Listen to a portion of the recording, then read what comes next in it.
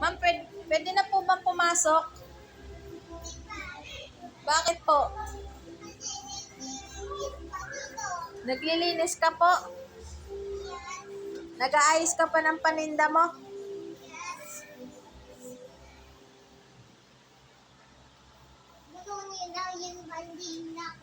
Ginulo nila yung paninda mo?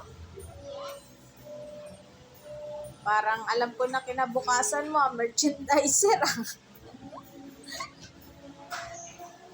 Magkano po ang kilo ng isda ngayon?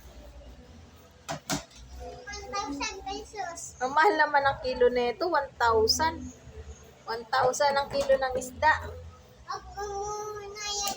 Di naman dito yung cheese, di ba? Doon yung cheese. Tama yung cheese, oh. Doon to, di ba? Yung cheese.